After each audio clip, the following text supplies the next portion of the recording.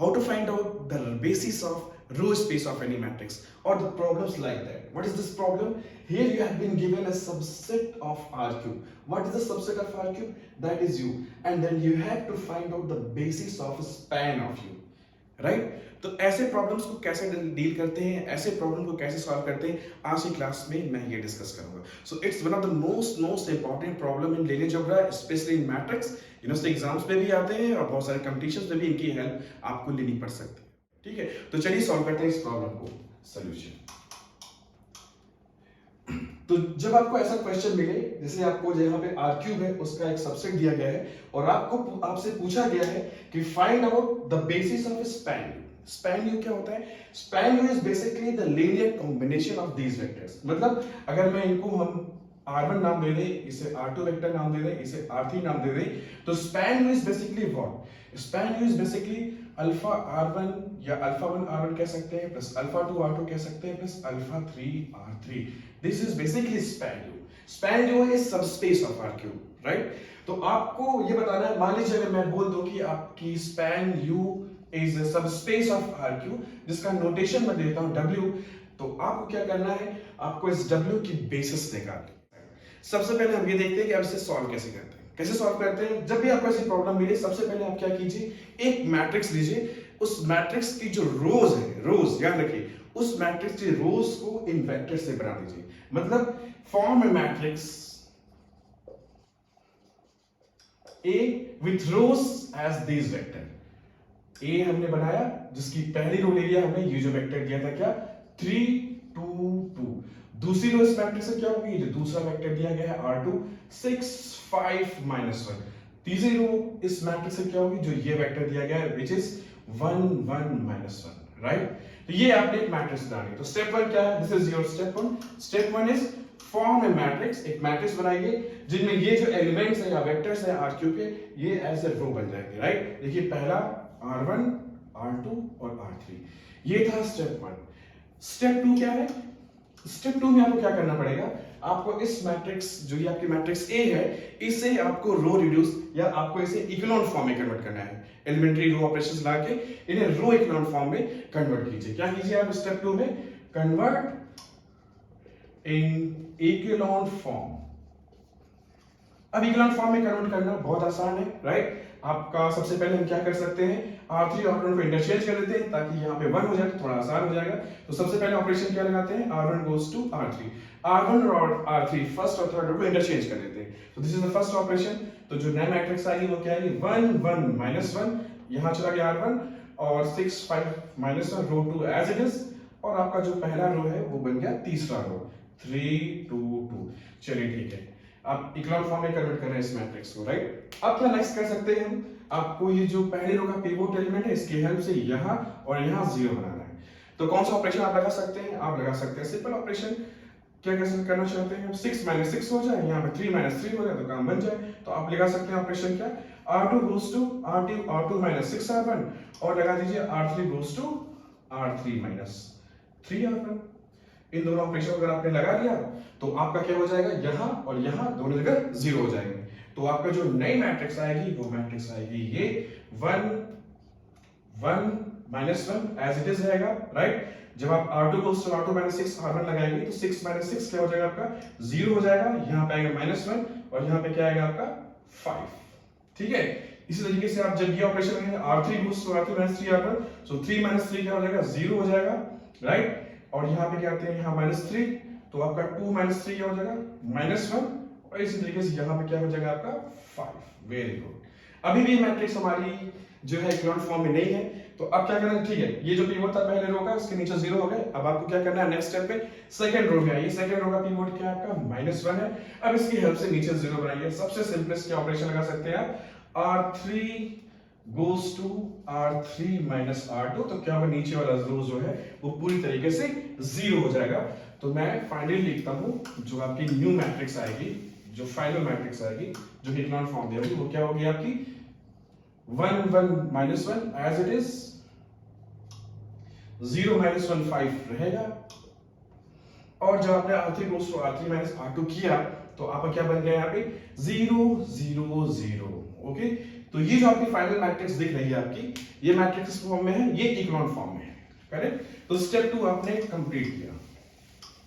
Step 1 में क्या था, आपने ये वेक्टर्स लिए, इनसे एक मैट्रिक्स बनाई जिसके ये रोज थे। स्टेप 2 में आपने क्या किया, you just reduce that matrix in original matrix, और उसको आपने किस में रिड्यूस किया, उसे आपने इक्लोन फॉर्म में रिड्यूस किया। तो ये इक्लोन फॉर्म में आ गया, right, this is in echelon form.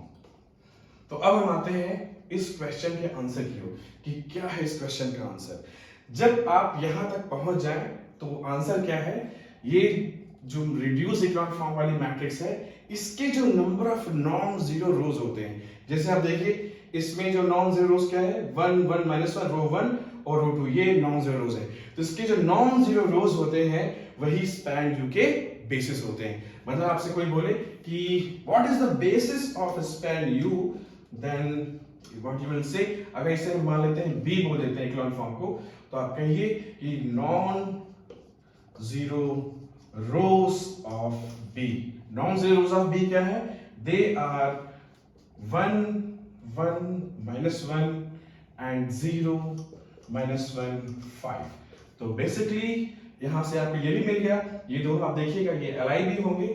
तो यहां से हमें ये क्लियर हो गया कि आपका जो स्पैन यू है उसका बेसिस क्या होगा। This is your final answer, they are the basis. So finally you can say dimension of span U, या अगर आपने स्पैन यू को W बोला था तो dimension of W is given by 2 because they will form the basis. तो जब भी आपको ये क्वेश्चन मिले, आपको ऐसे वेक्टर्स मिले और आपसे बोले कि find the basis of span you, तो आप एक मैट्रिक्स बनाएंगे जिसके ये रोज हो जाएंगे। स्टेप 2 में आप क्या करेंगे, उस मैट्रिक्स को इक्लोन फॉर्म में कन्वर्ट करेंगे।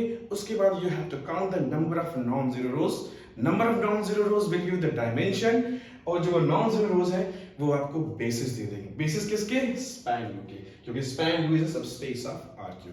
तो ये था आपका स्टेप, ये तो था आपका स्टेप। मैंने इसके पीछे बहुत सारी थ्योरी डिस्कस नहीं की, मैंने बस आपसे ये डिस्कस किया कि इस प्रॉब्लम को सॉल्व कैसे करते हैं। अब आपको ये स्टेप बताने के लिए, थ्योरी बताने के लिए कि कुछ जिसके पीछे क्या थ्योरम लगा है, कौन सा लॉजिक लगा है, इसे बताने से पहले मुझे आपको कुछ और भी बताना पड़ेगा। वो टॉपिक क्या है, वो टर्म क्या है, रो स्पेस ऑफ ए। मतलब किसी मैट्रिक्स की रो स्पेस ऑफ ए से आप क्या समझते हैं, what do you understand by the row space of matrix. तो हमें पहले ये डिस्कस करना पड़ेगा कि रो स्पेस ऑफ किसी मैट्रिक्स क्या होती है। अगर आपने रो स्पेस ऑफ ए जान लिया तो इस क्वेश्चन के पीछे लॉजिक क्या है वो जान जाएंगे। तो इसका मतलब क्या है, next is let's discuss about the row space of matrix. तो यहां से हमें ये भी पता चल जाएगा कि how to find out the basis of the row space of A. तो मैं क्या करने वाला हूं, इंटेंशनली मैं यही मैट्रिक्स लेने वाला हूं जो मैंने अभी ये देखा है, इनसे जो मैंने मैट्रिक्स फॉर्म किया है, मैंने इसी मैट्रिक्स को मैं लूंगा और इसकी रो स्पेस निकालूंगा। ठीक है, तो आपको देखिएगा आपके ओरिजिनल प्रॉब्लम का भी के पीछे क्या लॉजिक है वो भी पता चल जाएगा। तो नेक्स्ट थिंग आप कह सकते हैं, आपको यहीं पे आप ये भी सीख जाएंगे how to find out the basis of row space of A, right. तो first thing is let me write the matrix and then the question is what is the row space of A, what is the basis of row space of A.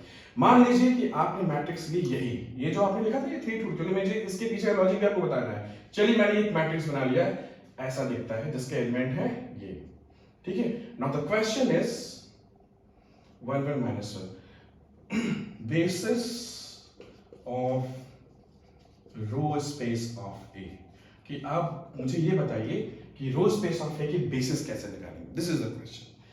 तो सबसे पहले तो हमें ये जानना पड़ेगा भाई रो स्पेस क्या होता है। जो किसी भी मैट्रिक्स से एसोसिएटेड रो स्पेस तो आपको रेडीमेड तुरंत बता सकते हैं, व्हाट इज दैट स्पेस। एक तो रो स्पेस और एक तो कॉलम स्पेस। मतलब अगर आपके पास ए कोई n क्रॉस n मैट्रिक्स है तो रो स्पेस जो होता है मैट्रिक्स का, ठीक है, अगर ये ओवरफिल्ड R है, is subspace of Rn। Row space is subspace of Rn, तो ये भी सब स्पेस है।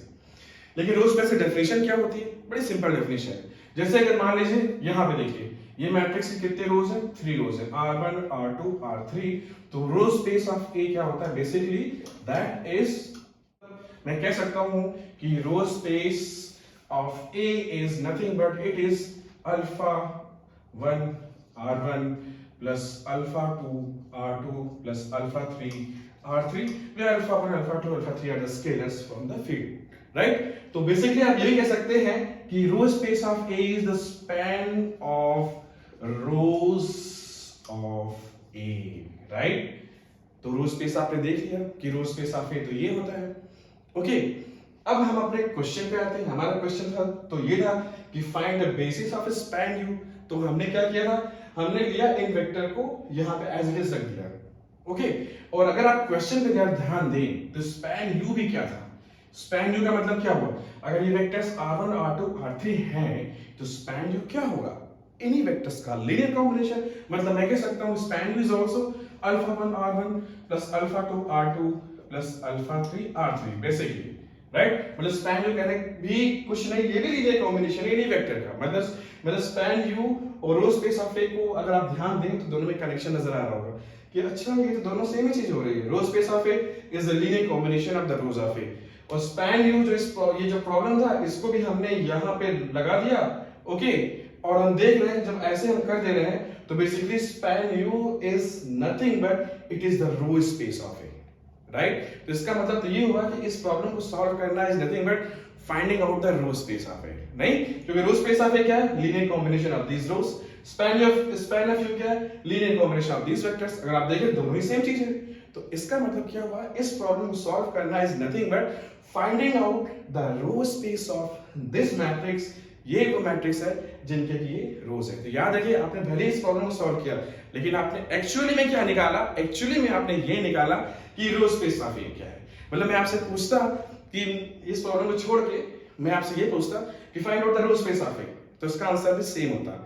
जो आपने लास्ट में वो जो दो एलआई रोज निकाले ना, कौन कौन से लोग एलआई रोज निकाले आपने, आपके आए थे 1 1 माइनस 1 0 माइनस 1 5, यही थे ना आपके LI rose.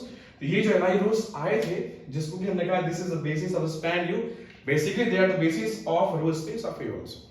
Okay, so this was the connection. इसलिए मैंने आप स्टार्टिंग डिस्कस नहीं किया क्योंकि एक्चुअली में हम क्या कर रहे थे, हम रो स्पेस ऑफ ए निकाल रहे थे। तो अब आपसे कभी क्वेश्चन पूछिए, आपके सामने मैट्रिक्स रखे और आपसे ये पूछा जाए कि find out the row space of A, या आपको ये क्वेश्चन मिले, दोनों ही क्वेश्चन सेम है। तो यहाँ से आपने दो चीज सीखा, इस प्रॉब्लम को सॉल्व करना, या कह सकते हैं कि कैसे हम किसी मैट्रिक्स का रो स्पेस निकालते हैं। ठीक है, ओके। इसके पीछे एक और लॉजिक बताते हैं आपको, पहले से क्लियर कर देते हैं हम। आप ये पूछ सकते हैं सर कि ये मैट्रिक्स ए था, आपने इसकी रो स्पेस जो निकाली है इस मैट्रिक्स पे एलिमेंट्री रो ऑपरेशंस लगा के आपने इसको रिड्यूस किया, और अल्टीमेटली जो लास्ट में मैट्रिक्स आई इक्लॉन फॉर्म वाली, उसको अगर हम बी कहते हैं, वो मैट्रिक्स क्या थी, 1 1 माइनस 1 थी, 0 माइनस 1 5 एंड 0 0 0। तो what we are saying, what I am saying is that row space of A is formed by these two vectors। तो आप कह सकते हैं सर इसकी रो स्पेस इससे कैसे मिल रही है। तो एक्चुअली रिजल्ट ये, अभी प्रूफ मैं उसका नहीं करा रहा हूं, बाद में इसके प्रूफ के बारे में भी डिस्कस करूंगा कि अगर ये मैट्रिक्स ए है, ठीक है, और इस पे आपने एलिमेंट्री रो ऑपरेशन लगाकर एलिमेंट्री ऑपरेशन लगा के मैट्रिक्स बी फॉर्म किया, मतलब ये जो मैट्रिक्स बी है ए से ऑब्टेन हो रही है by applying elementary row operations, तो ये जो नई मैट्रिक्स आती है उसका भी रो स्पेस जो होता है, row space of A is same as row space of B. मतलब if the B is a matrix obtained by A by applying elementary row operation, then row space of B is same as row space of A. Now what is the row space of B? Of course row space of B क्या होगा, linear combination of the rows of B। linear combination of the rows of B क्या है, ये रो ये रो ये रो। अब मैं आपसे बोलूं कि रोज इस B के रो स्पेस की बेसिस क्या होगी, तो आप बोलेंगे sir basis of the row space of B is 1 1 minus 1 ये वेक्टर एंड 0 minus 1 5 ये वेक्टर। मतलब basis of row space of B is what, same 1 1 minus 1 and 0 minus 1 5। और अगर आपको ये पता है कि row space of B same as row space of A, तो मुझसे आप पूछोगे what is the basis of row space of A, तो मैं बोलूंगा this is same as the basis of row space of B।